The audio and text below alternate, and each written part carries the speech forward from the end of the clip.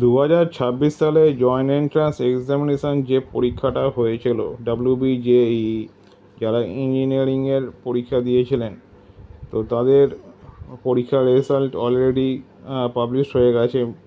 GMR মানে general merit rank card পেয়ে গেছেন।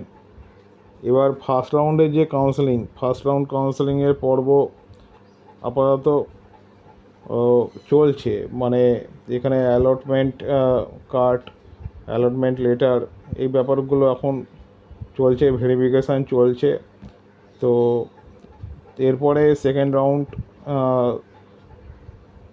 চালু হবে। ফার্স্ট রাউন্ডটা কমপ্লিট হয়ে যাওয়ার পরেই চালু হবে। তো এবারে ট্রেন্ড যেটা দেখা যাচ্ছে, ফার্স্ট রাউন্ডে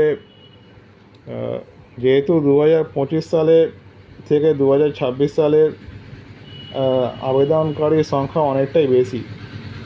আমরা যেটা ট্রেন্ড এবারে দেখতে পাচ্ছি, মানে প্রচুর সংখ্যক ছাত্রছাত্রী এবারে ইঞ্জিনিয়ারিং পরীক্ষা যে দিয়েছিল, তাদের বেশিরভাগই কিন্তু ফার্স্ট রাউন্ডে সিট বুক করেছে, seat allocation, seat acceptance fees payment করেছে। তারা ইঞ্জিনিয়ারিং পড়ার দিকে আগ্রহ দেখাচ্ছে। তো যার জন্য কি হয়েছে, যে প্রথম সারির যেসব গভর্নমেন্ট কলেজ, সেইগুলো কিন্তু অলরেডি মানে 100% ফিল আপ হয়ে গেছে, মানে অলরেডি সিট বুকড হয়ে গেছে। হ্যাঁ, এবার এখান থেকে কিছু কম বেশি বাদ যাবে, কিছু তো এখান থেকে বাইরের স্টেটে চলে যাবে, সেটা সেকেন্ড রাউন্ডে ক্লিয়ার হয়ে যাবে। কিন্তু এবারের যে ট্রেন্ড আমরা দেখতে পাচ্ছি, যে কলেজগুলো প্রাইভেট কলেজগুলো সিট মানে বুকিং হতোই না, সেই প্রাইভেট কলেজগুলো এবারে কিন্তু ভালো সংখ্যক আবেদন পেয়েছে।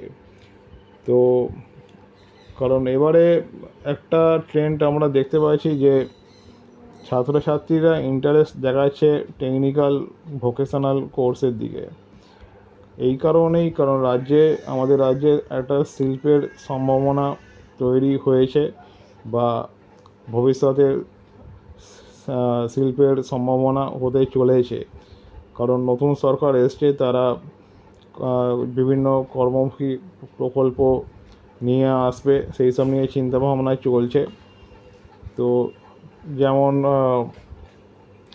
সেমিকন্ডাক্টর চিপ ইন্ডাস্ট্রি বা ডেয়ারি ইন্ডাস্ট্রি, এইসব সেক্টরে ভালো ইনভেস্টমেন্টের একটা সম্ভাবনা দেখা দিচ্ছে। প্লাস কোর ইঞ্জিনিয়ারিংয়ের তো আছেই, কিন্তু যেটা সবসময় যেটা ট্রেন্ডিংয়ে চলে, যেটা লাস্ট 3-4 বছর ধরে চলে আসছে, আমাদের রাজ্যের ছেলেমেয়েরা বা দেশের বাইরের স্টেটের ছেলেমেয়েরা computer science, IT, CSE, AI, data science, machine learning, cyber security, এইসব সাবজেক্টগুলোতে বেশি ইন্টারেস্ট দেখাচ্ছে। কারণ এইসব সাবজেক্টে এখন পড়ার চাহিদা বাড়ছে, আর কোম্পানিগুলো ভালো রিক্রুটমেন্টও করছে, কারণ IT সেক্টরে ভালো রিক্রুটমেন্ট, এখন প্লেসমেন্ট চলছে এই সব প্রাইভেট কলেজগুলোতে। প্লাস গভর্নমেন্ট কলেজে তো প্লেসমেন্ট হয়, যেমন যাদবপুর ইউনিভার্সিটি তে ভালো একটা প্লেসমেন্ট ট্র্যাক রেকর্ড আছে। কিন্তু আমি যদি ডিপলি স্টাডি করি, তো CSE তোমরা IT ফার্স্ট প্রেফারেন্সে রাখছো, ঠিক আছে, তোমরা নাও CSE, computer science good subject, IT good subject.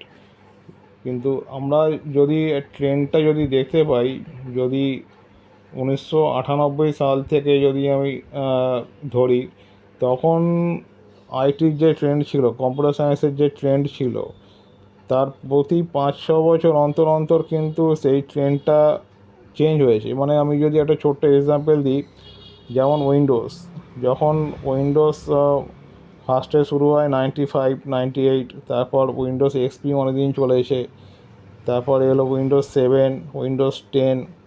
এইভাবে যেমন সিস্টেমের যেমন পরিবর্তন হয়েছে, তেমনি application software development, website development, এইসব ক্ষেত্রে যে ব্যাকএন্ডে যে প্রোগ্রামিং ল্যাঙ্গুয়েজগুলো আছে, এই প্রোগ্রামিং ল্যাঙ্গুয়েজগুলো রাতারাতি চেঞ্জ হয়ে গেছে। যেমন আজ থেকে 8-10 বছর আগে যদি একটা ওয়েবসাইট ব্যাকএন্ড ডেভেলপমেন্টে পিএইচপি প্রোগ্রামিং ল্যাঙ্গুয়েজ ইউজ হতো, তো এখন বর্তমানে 2026 সালে সেখানে পাইথন ইউজ হচ্ছে।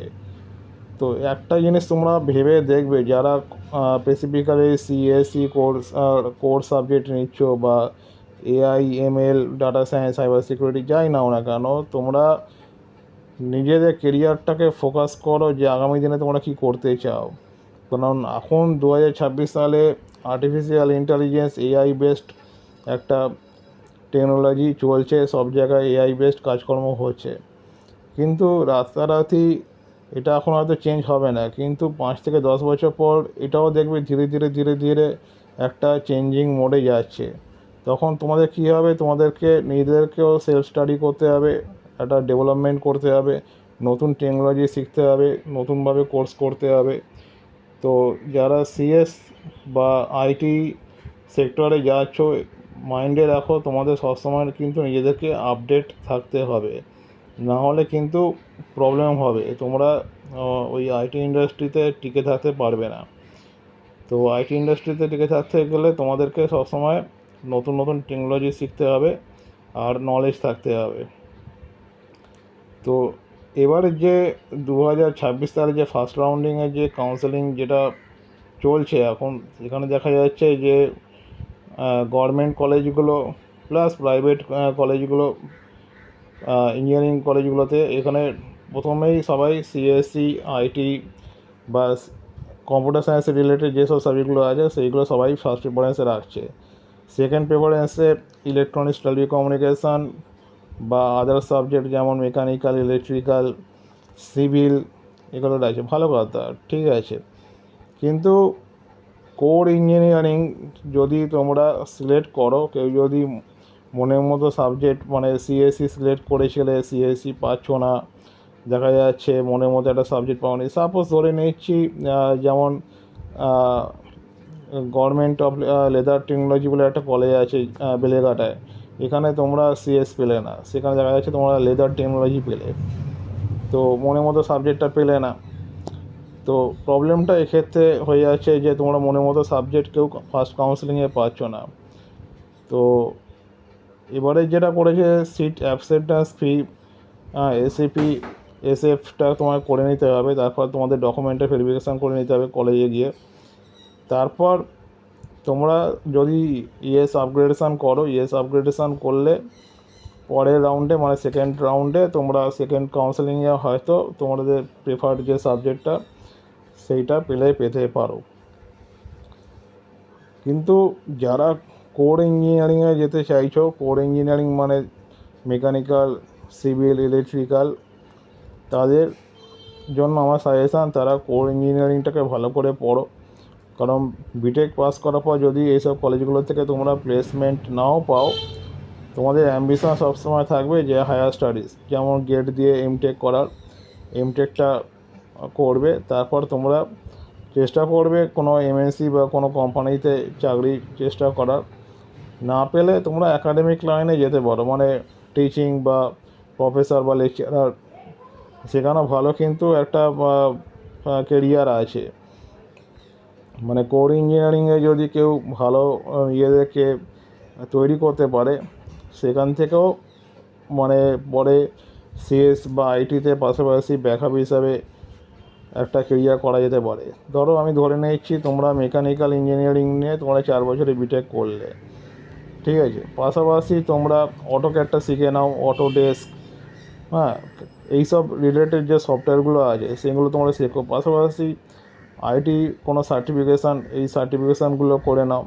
তাতে কী হবে, ধরো কোনো একটা 4 বছর পরে কোনো একটা আইটি কোম্পানিতে তোমরা প্লেসমেন্ট পাচ্ছ, তোমরা সেখানে প্রুভ করতে পারবে যে হ্যাঁ তোমরা কিছুটা প্রোগ্রামিং জানো, কিছুটা তোমরা নেটওয়ার্কিং কনসেপ্ট জানো।